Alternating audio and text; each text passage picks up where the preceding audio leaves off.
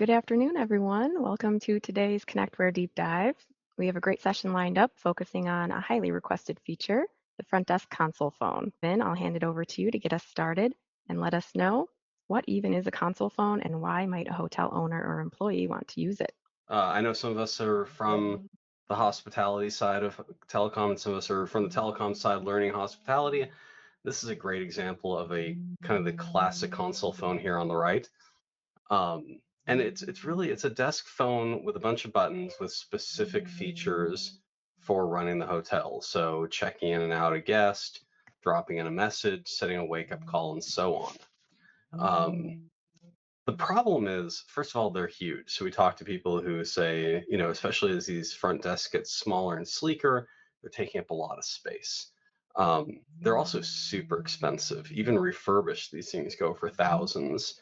And so we see all these times in hotels where literally you'll have two desks, two front desk people, and they'll share one between them because either their old system wasn't capable of handling two, or they didn't want to buy two.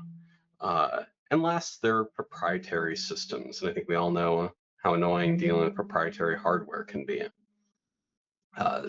We talked about building a new console, and we decided to kind of take a different approach to put the console functionality on a standard handset. So backing up a little, why would we do this? First of all, I'm a big fan of buttons still, be it cars or phones or whatever. Uh, there's something nice about just being able to press a button versus having to find the right application, the right tab, then hitting the button. So it lets you focus more on talking to the person in front of you than looking at your screen. Uh, the training aspect, if you talk to a hotelier who has been working a console for decades in some cases, they're going to have no problem adapting to this. If they aren't used to using web browsers for doing this stuff, that it's been harder to get them to move to the web console. So I think it's going to be a lot easier for a transition for some of these hotels. Uh, Being that we're using standard desk phones, it's really space saving. You're going to have half the footprint compared to the legacy consoles. And in many cases, you may not even need a computer at the front desk if it's just for doing things like checking in and checking out. There may be other things depending on the hotel, but at least it won't be our stuff if they don't want it. Value. Obviously, the model here is more about the monthly, less about equipment. And so being able to put a standard desk phone on a desk to give that functionality instead of thousands of dollars for a specialized phone, I think is a great thing, which they're really going to appreciate.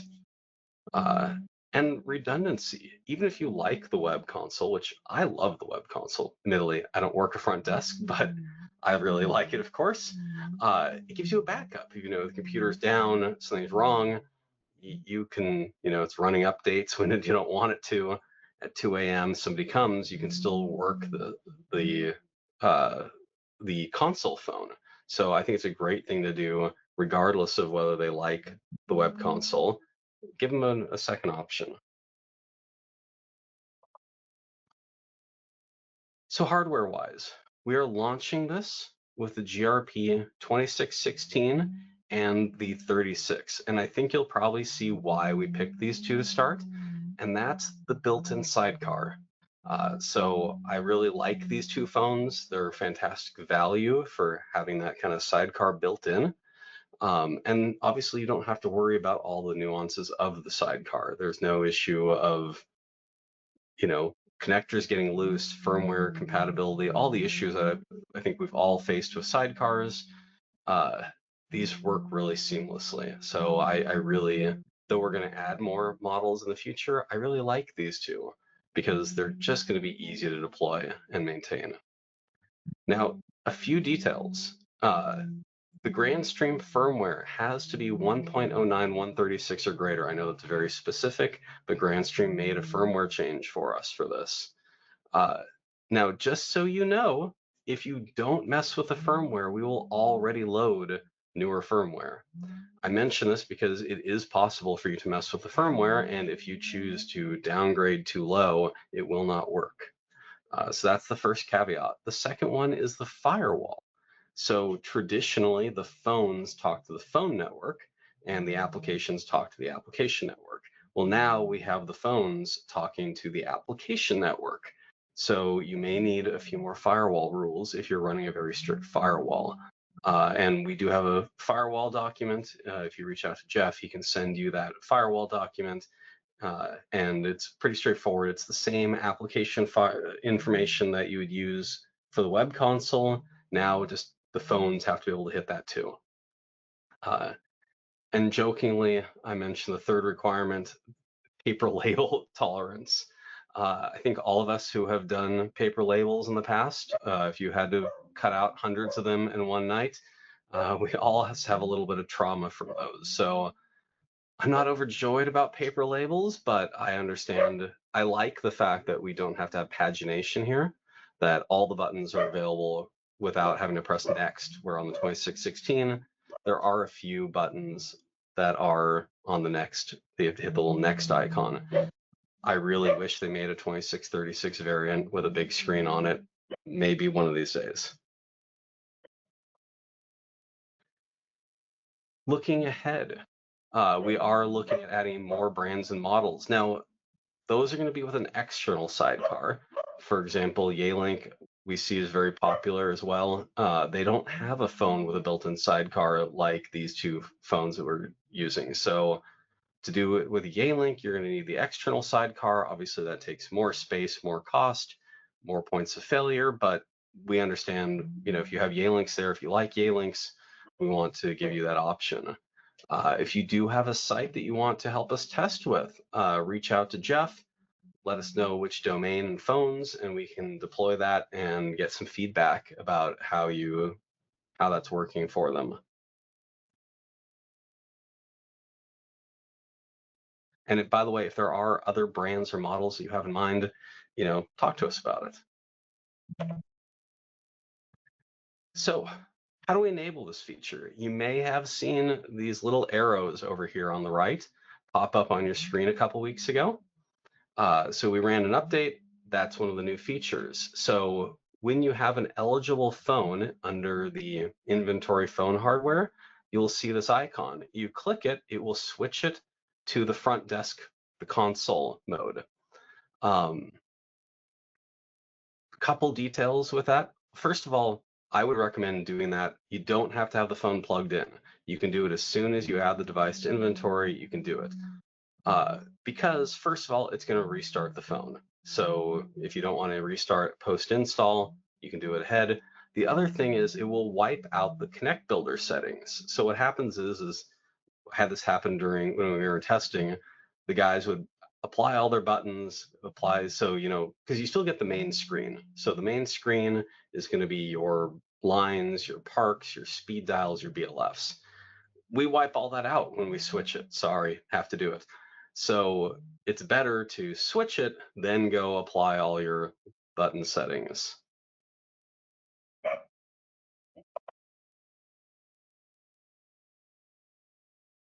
So what does this look like? So I took a couple of photos of my 2616 that's set up. So the sidecar, I mentioned, the main screen you get to manage, the sidecar is managed by us. So all these buttons, which are the console features, show up here as soon as you put it in the console mode. So you got your check-in, check-outs, move rooms, so on. One of the cool things about this capability is you get to multitask. So if you're on the phone, you can do a wake-up call. And so what will happen is there'll be a little button in the soft keys, the first one, and it will flip-flop between the phone call and the console feature. So you can go back and forth. And I think that's a great improvement over, in the past we were having a star code and you had to dial in, for example, to set a wake up. Well, if you dial in to set a wake up, you can't be on the call with the customer. So we can do these things at the same time, tell them that it's done, and then hang up the customer. Now you might be wondering, how did we do this? So the function underline, this is called an XML app. Many of the desk phones support this, not all of them. And it basically lets us write these little apps to communicate between the phone and application servers. It's not SIP, it's not a phone call, it's data. So here's a screenshot. I was really hoping to do a live demo, and it turns out the certain grand streams you can see the screen live. The 2616 is not one of them, surprisingly. So they do, however, have screenshot capability. So we're doing a screenshot demo today. And this is what you would see on screen.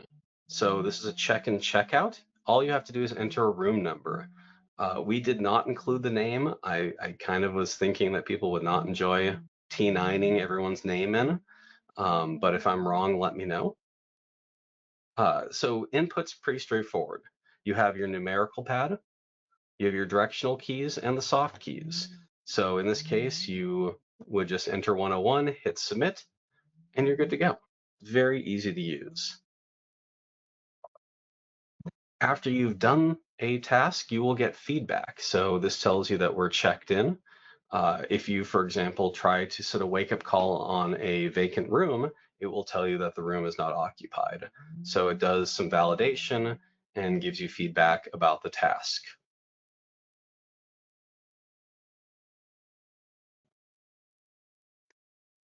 And I think we have a pretty good set of features. So when we talk about rooms, besides check and check out, you can move the guest to another room. You can see status. So it'll be, is the room occupied? What's the cleaning code status? What's the D&D status? And any upcoming wake ups. So kind of a nice one-touch overview of a guest or room. You can do a search. So if you want to look for a room that's clean, you can search for a clean room. D&D set unset, pretty straightforward. Drop-in messages. Now there's a limitation between the web console and the phone console. You can do the pre-recorded drop-in. So, you've got a package at the front desk or whatever those pre-recorded ones are that are set up. You can do those. You cannot do an ad hoc message. Again, I don't think anyone wants a T9 and a whole custom message. You can wipe the mailbox, and you can do a bill total. So if you're doing some call counting, they're checking out, you could actually see, they spent $5 and add that to their bill manually if you need to.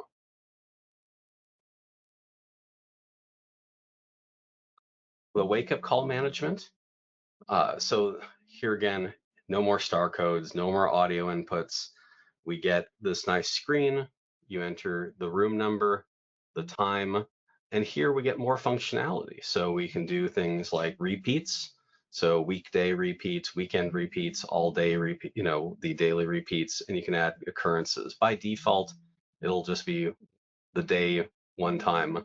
So I think that's kind of the default, but you can add more customization here.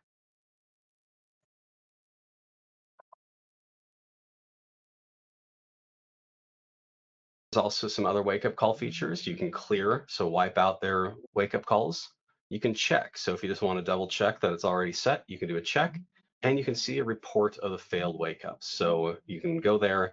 It will show you, I forget exactly how many hours, but it'll show you recent wake-up calls that were not answered. And so if you need to knock on some doors in the morning, you can do that and see whose doors need to be knocked on.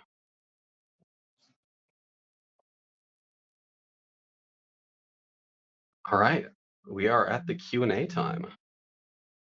Okay, thank you, Kevin, for that detailed look at the new interface and the technical setup.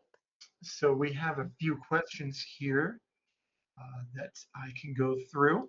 So to start with, you had mentioned the Yealing support is in pre-release, and that will include the T5 series. Do we have any specific target dates for that firmware or for it to move out of beta? Can you give us any more info on that? Yeah, and I think we'll actually be fine with T5s and T7s. The T5, T7, T8 series should be fine. They're all pretty similar. I don't actually have an ETA because frankly, we haven't deployed them yet. We have them in the lab. They're working fine in the lab, but we like to get them in the field. And so our team generally is deploying grand streams. So we got plenty of experience with the grand streams. One of our partners actually deployed some as well.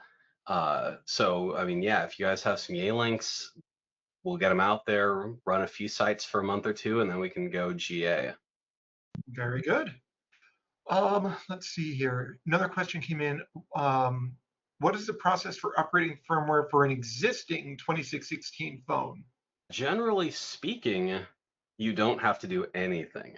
Now, if you bypass what we are doing, so there's a couple ways that the end user, or so the reseller can do it. There's some overrides, like I'm going to get technical here. P232 is one of the overrides we use a lot to adjust the firmware. You can change the firmware URL. You can use GDMS to override the firmware. If you had to do one, if you chose to do one of those things, you kind of have to know how to undo those things.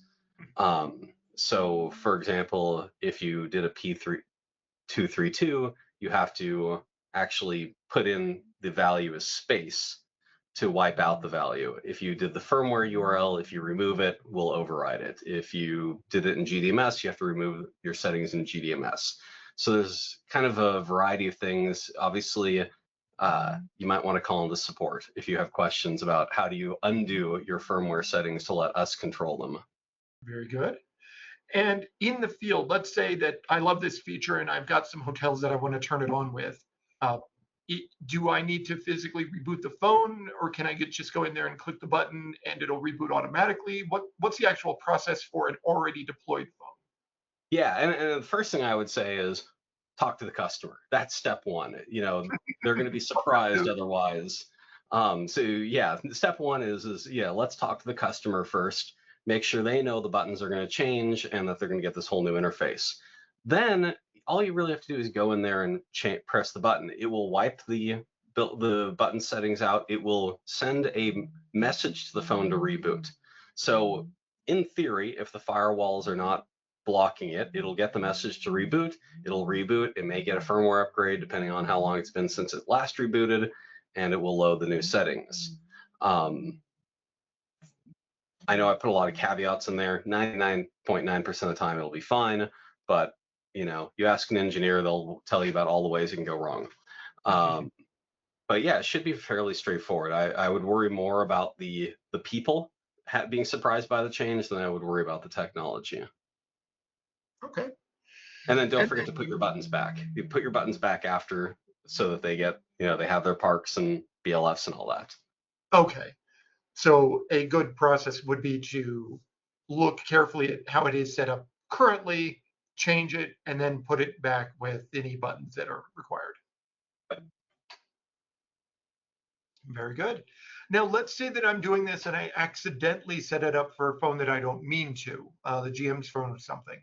Is there an easy way to undo that, or do I need to throw the phone away and buy a new one? Yeah, the toggle goes both ways. So that little double arrow icon, if you flip it to front desk and you need to move it back to standard, press it again, it'll again wipe out the buttons, reboot itself, and be back to standard desk phone mode.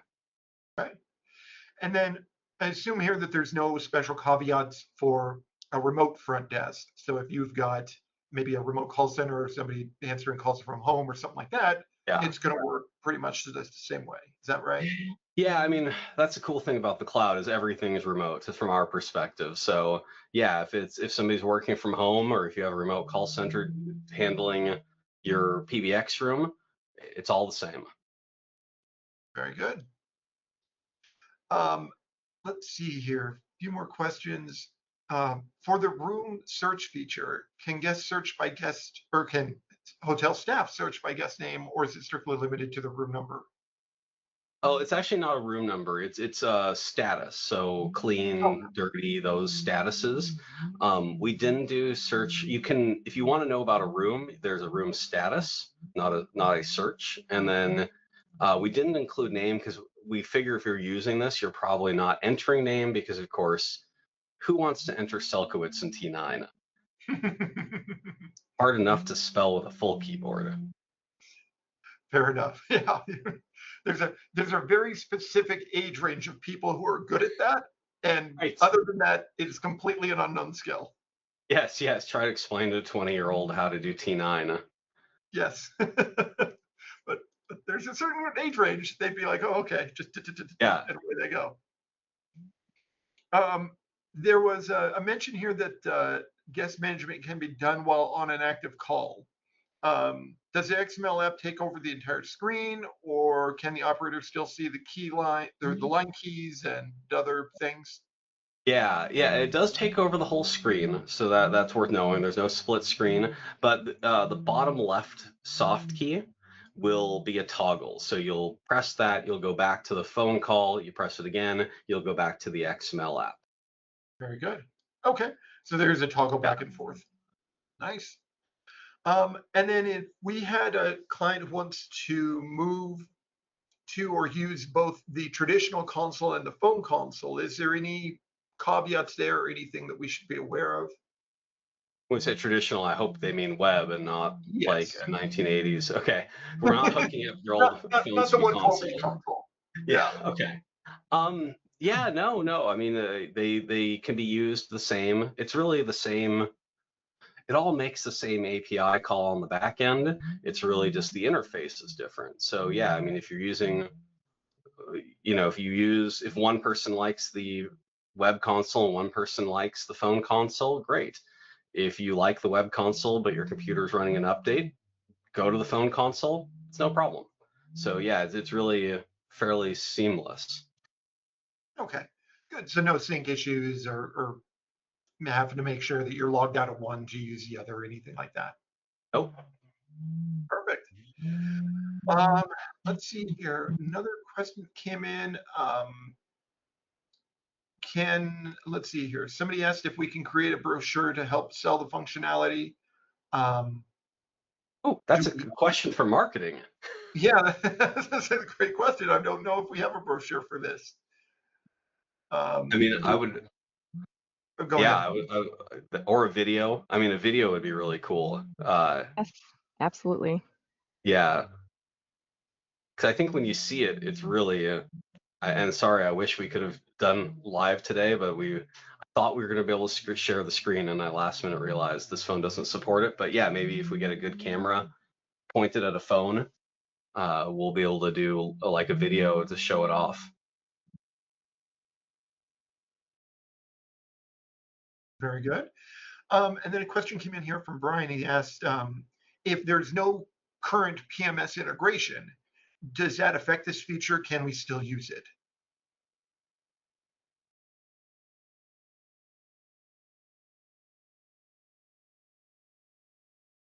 Kevin, are you there? Can you not hear me? Oh, yeah, now we can. Okay. Oh, I wonder what happened there. Yeah, so we kind of designed the console, regardless of whether it's web or the phone, where it can kind of be a mini PMS. We do all the stuff like, we track the check and checkouts. Obviously, we send that to the PMS if it's connected, but we keep that for ourselves as well. We check, we track the room statuses, all that stuff. So absolutely, you can use this connected to a PMS or not connected to a PMS. And I think it can work really nicely as like a mini PMS for a small hotel. Okay.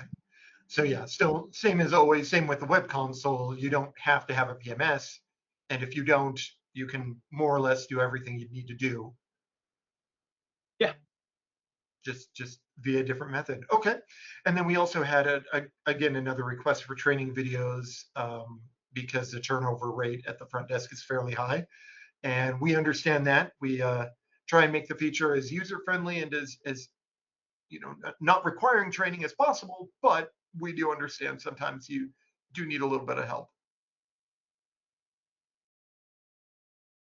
So we could work on some brochures and videos. That's a great idea. All right. Beyond that, I think that about covers all the questions that we had. Is there anything else, Kevin, you'd like to share with us here before I turn it back over to the other Aaron, the better Aaron? No. I'm excited that people seem to be excited about the feature. I think it's really Great. cool. Yeah, absolutely. Well, thanks, Aaron and Kevin. That concludes today's live session. And if we didn't get to your specific question, don't worry.